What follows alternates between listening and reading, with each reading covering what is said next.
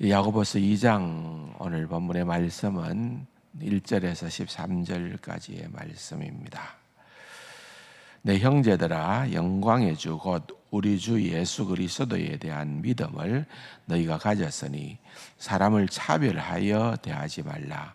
만일 너희 회당에 금가락지를 끼고 아름다운 옷을 입은 사람이 들어오고 또 남루한 옷을 입은 가난한 사람이 들어올 때에 너희가 아름다운 옷을 입은 자를 눈여겨보고 말하되 여기 좋은 자리에 앉으소서 하고 또 가난한 자에게 말하되 너는 거기에 서 있든지 내 발등상 아래에 앉으라 하면 너희끼리 서로 차별하며 악한 생각으로 판단하는 자가 되는 것이 아니냐.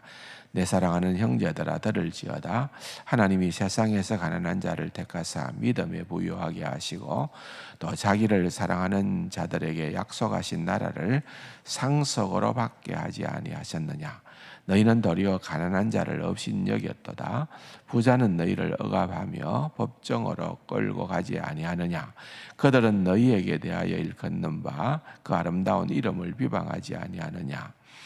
너희가 만일 성경에 기록된 대로 내 이웃 사랑하기를 네 몸과 같이 하라 하신 최고의 법을 지키면 잘하는 것이거니와 만일 너희가 사람을 차별하여 대하면 죄를 짓는 것이니 율법이 너희를 범법자로 정죄하리라.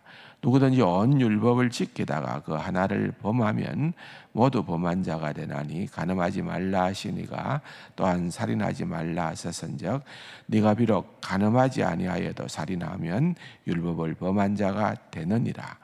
너희는 자유의 율법대로 심판받을 자처럼 말도 하고 행하기도 하라. 긍휼을 행하지 아니하는 자에게는 긍휼이 없는 심판이 있으리라. 긍휼은 심판을 이기고 자랑하느니라. 아멘.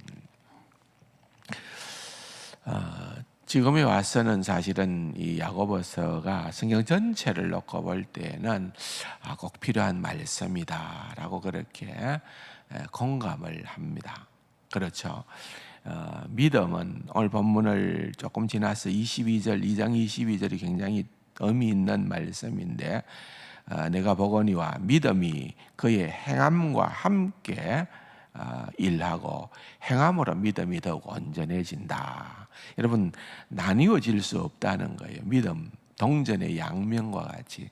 저희들이 어릴 때 못 모르고 항상 교회에 가면은 그런 얘기들 합니다.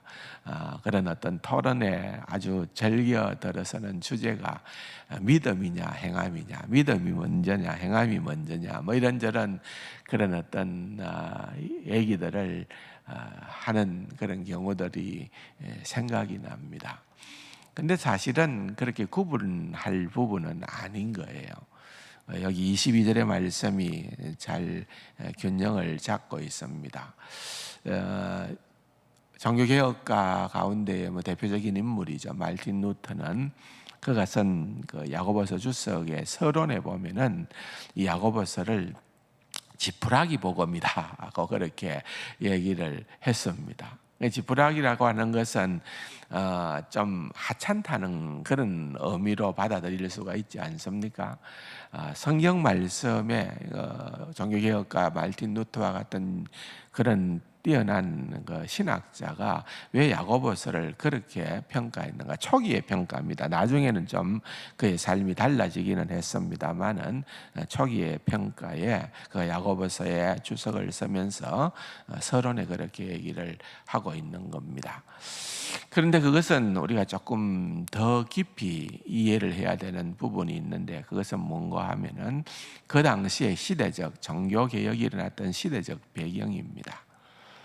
그 당시에 특별히 타락한 로마 가톨릭에서 행위로 인하여서 구원을 얻는다라고 그렇게 하면서 면죄부를 판매하고 수많은 그런 어떤 비성경적인 행위가 극에 도달했을 때에 오직 믿음으로 그래서 바울 사도에게 꼽혔던 책은 로마서, 갈라디아서 이런 책들이죠. 그것보다 더 믿음을 없었기 때문에 드러내고 있는 그러한 서신은 야고보서였지 않습니까? 그래서 그 시대 당시에는 오직 믿음으로 많이 구원을 얻는다는 것을 강조했고 종교개혁의 기치였기 때문에 그가 야고보서를 초기에는 그렇게 또 평가를 한 적은 있었습니다만은, 그러나 또 그의 이제 후기의 삶에 보면은 야고보서의 비중을 조금 더 드러내는 것을 볼 수가 있습니다.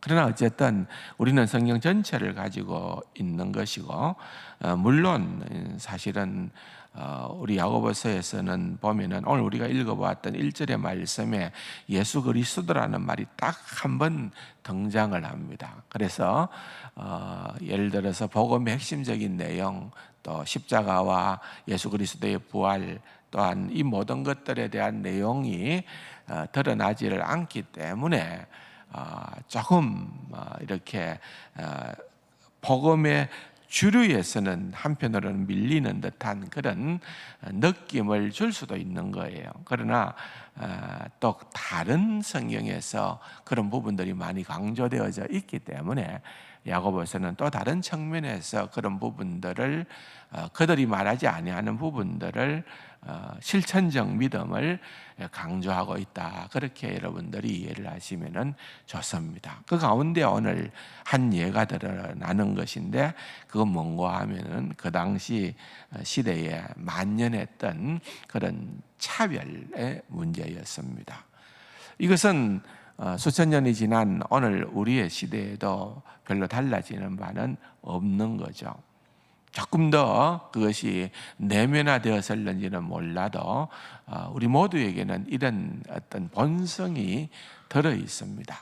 그래서 좀 나보다 못한 사람들은 멸시를 하고 또 우리가 조금이라도 그런 부분들을 드러내려고 하는 것들이 있다는 거죠.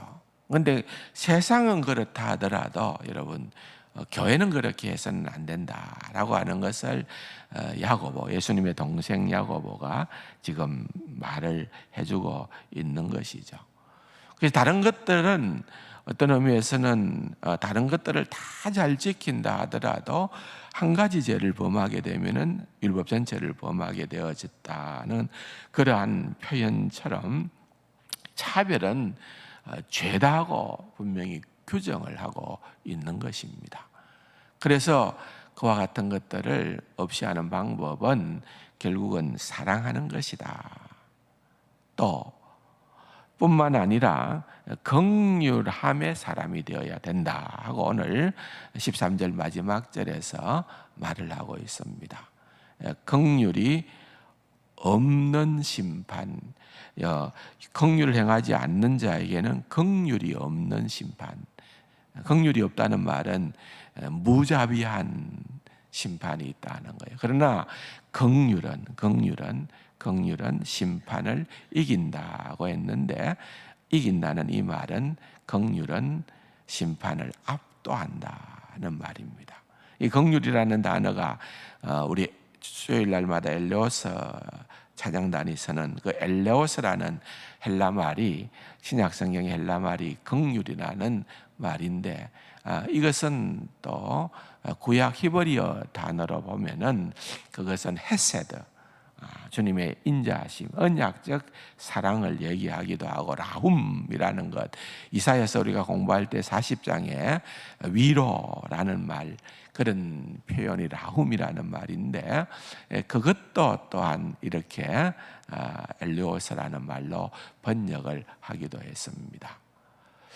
여러분, 성경에 보면 가장 짧은 장이라고 볼 수 있는 빌레몬서는 골로새에 여러분들 그 빌레몬이라고 하는 그런 어떤 부자가 예수를 믿게 되어졌고, 그가 너무나도 귀하게 하나님께 헌신을 함으로 말미암아, 사실은 그 빌레몬이 살았던 골로새 지방은 사실 그 사도 바울이 직접 가서 전도를 한, 교회 개척을 한 곳은 아니었어요. 그러나 그의 동료였던 에바브로가 거기에서 교회를 개척을 했었고, 거기에 세임을 받았던 인물이 바로 이 빌레몬이라고 하는 아주 귀한 분이었습니다. 그의 집을 내어놓음으로 말미암아 거기에서 이제 골로새 교회, 가정교회가 출범을 하게 되어졌는데, 무슨 연유인지는 모르지만은 거기에 빌레몬의 정오로 있었던 오네시모라고 하는 사람이 도망을 갑니다. 그 당시에는 워낙이 이런 제도가 강경했기 때문에 도망한 종은 잡으면 곧 그것은 사형을 처합니다. 그렇지 않으면 사회가 유지가 될 수 없는 그러한, 지금은 상상도 할 수 없는 그런 세대였습니다. 그런데 그 오네시모가 어떻게 도망을 해서 와서 어디에 갇힙니까? 사도 바울이 갇힌 옥에서 사도 바울을 만나게 되어지고, 그래서 사도 바울이 사실은 그 오네시모를 복음을 전해서 갇힌 가운데에서 낳은 아들이라고 할 만큼 오네시모가 충실한 믿음의 소유자가 됩니다. 근데 그가 이제 나가게 되어졌을 때에 여러분, 그 사도 바울이 오네시모의 손에다가 편지를 하나 써서 빌레몬에게 보내는, 그것이 바로 빌레몬서입니다. 빌레몬서.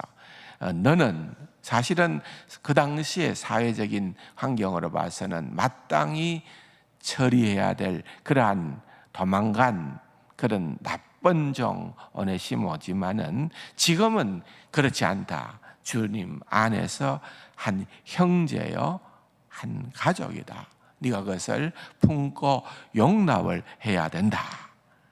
나에게 큰 힘이 되는 동력자다라고 하는 신분 보장을 해서 오네시모를 다시금 빌레몬에게 돌려보냅니다. 그것이 바로 아주 성경에 이 바울과 빌레몬과 오네시모의 관계를 통하여서, 그 당시 세상은 도무지 그럴 수 없는 세상이지만은 그리스도 안에서 살아가는 우리들에게 있어서 그것은 너무나도 귀한 일이고, 진짜 그리스도인의 삶은 이런 삶이다 하는 것을 보여주는 거죠. 여러분, 우리나라에도 김제에 가면은 금상교회, 기역자교회, 남녀 유별이 되어서 예배를 드렸던 거기에 유명한 그러한 두 인물이 있지 않습니까?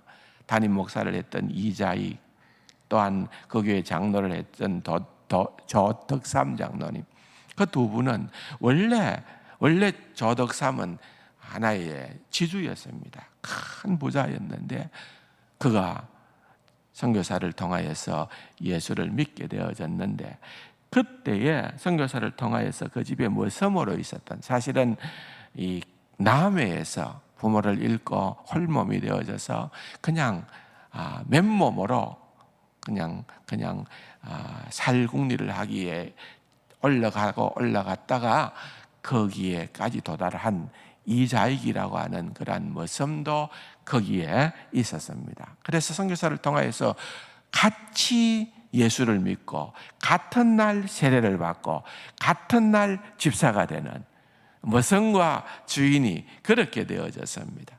그렇게 신앙생활을 하고 교회가 아름답게 일구어져 가다가 거기에서 교회 일꾼을 세워야 되는 장로를 세우는데 덜커덩 어떻게 된 판인지 머슴으로 있던 이자익은 장로가 되었는데 조덕삼은 여전히 장로가 못 되고 집사가 된 거예요. 우리 같으면 어떻게 될 것 같습니까? 그런데 이 조집사님이 굉장히 참 인품이 좋았던 것 같아요. 이자익을 장로로 세우는 일에 앞장을 섭니다. 너무 교회를 잘 돌보니까 나중에는 선교사님과 상의를 해서 목사를 만드는 것이 좋겠다. 그래서 이자익을 평양신학교로 보냅니다. 추천을 해서. 그래서 5년 반 동안 공부를 하고 목사가 돼서 다시 금상교회로 담임 목사로 초청을 합니다. 그 사이에 조덕삼 집사는 장로가 되어 있었고, 그 이자익은 거기에 들어와서 그 당시에 참으로 놀라운 일들을 감당을 하며 총회장을 3번이나 역임하게 되어졌던 그런 인물로 되어졌던, 참 이거는 종과 지주와의 그런 관계가 복음 안에서, 사랑 안에서 그렇게 무너져 내리는 그런 너무나도 귀한 예를 우리는 성경을 통하여서 보게 됩니다. 여러분, 오늘은 그러한 제도는 우리에게는 없습니다만은 우리 주변에 우리가 사랑으로 다가가야 할, 긍휼로 다가가야 할 우리의 이웃들이 또는 거류민들이, 이방인들이 얼마나 많이 있습니까? 그들에게 주님의 사랑을 가지고 다가갈 수 있는 귀하고 복된 우리 세상 가족들이 다 될 수 있기를 주님의 이름으로 축원합니다. 말씀 생각하시면서 기도하시고 돌아가도록 하겠습니다. 기도하십시다.